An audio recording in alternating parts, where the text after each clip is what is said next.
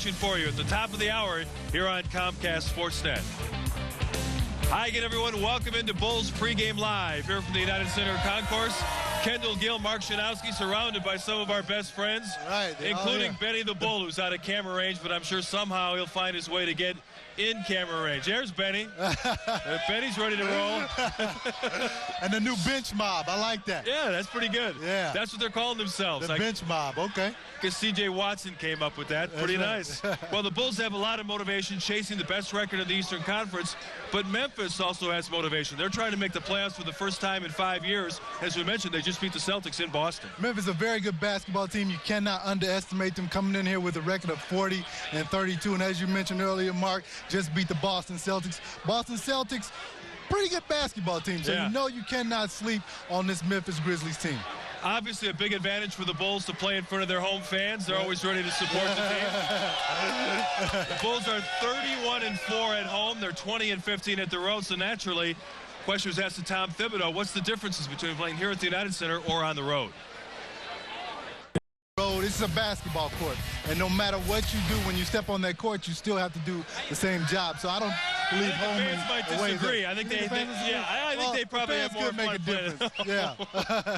Well, as far as the MVP debate goes, it seems like Derrick Rose is going to be a landslide winner when the voting is officially announced. He's led the Bulls to 51 wins, despite the fact either Carlos Boozer or Joakim Noah has been out for most of the season. But there's at least one person who doesn't think that Derrick should be a slam dunk as the MVP.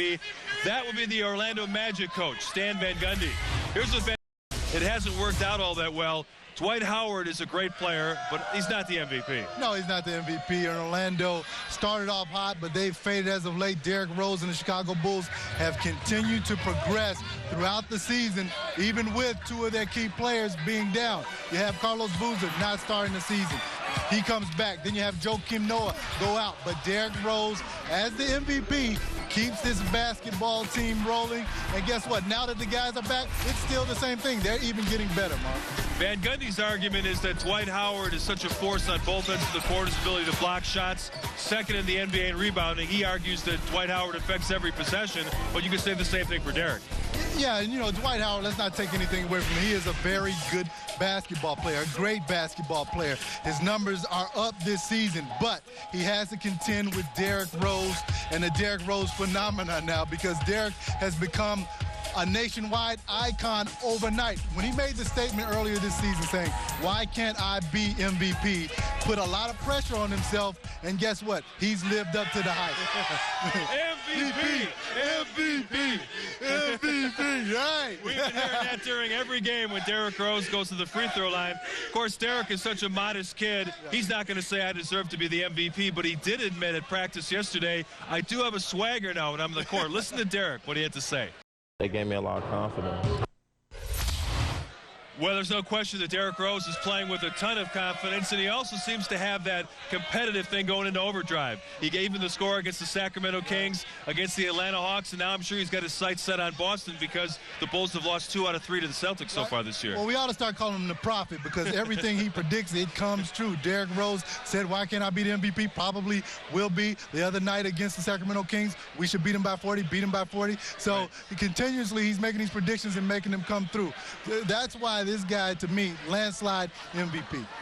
Well, Memphis was involved in one of these statement games for Rose so far. He had his first triple-double in Memphis on Martin Luther King holiday. The Bulls won that game 96-84. It's a nightmare match.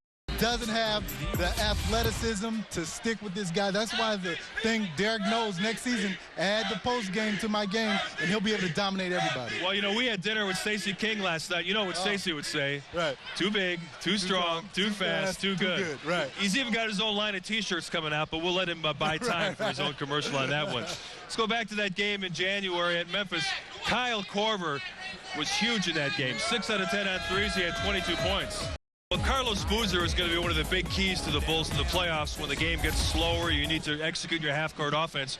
Boozer says the left ankle that he sprained a while back is starting to feel better every day. How important is it to get him more touches, get him more confidence as we get closer to the playoffs? Well, it's very important. Carlos Boozer, a former All-Star, could have easily been on the All-Star team this year. Has been out a number of games this season, but He had a broken finger.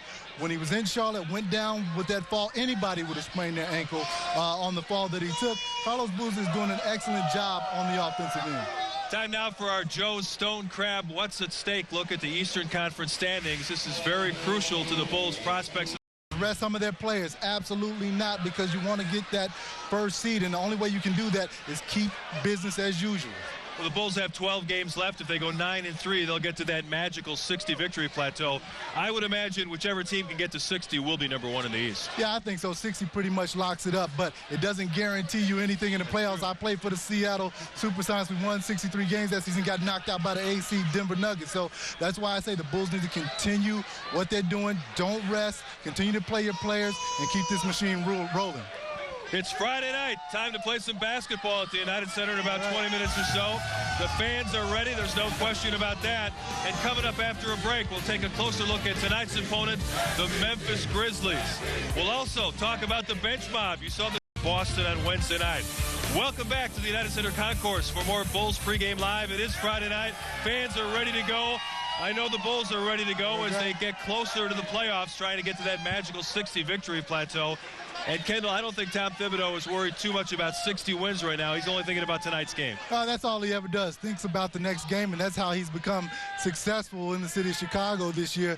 You know, it always mystifies me how hard this guy can go. I mean, I've never seen a coach go as hard as Coach Thibodeau game after game after game. Even when they win sometimes, he's not happy, Mark. Right, well, that's true.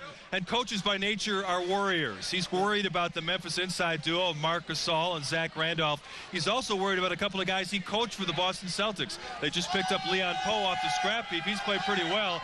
And Tony Allen, now the starting shooting guard, went to Crane High School here in Chicago. Here's Tibbs on what Tony Allen brings to the Grizzlies. Tony's played. The guy that dominates the basketball on the offensive end. We have that in Derrick Rose. We don't need two guys that do that. Fans all of a sudden saw themselves on camera. Right.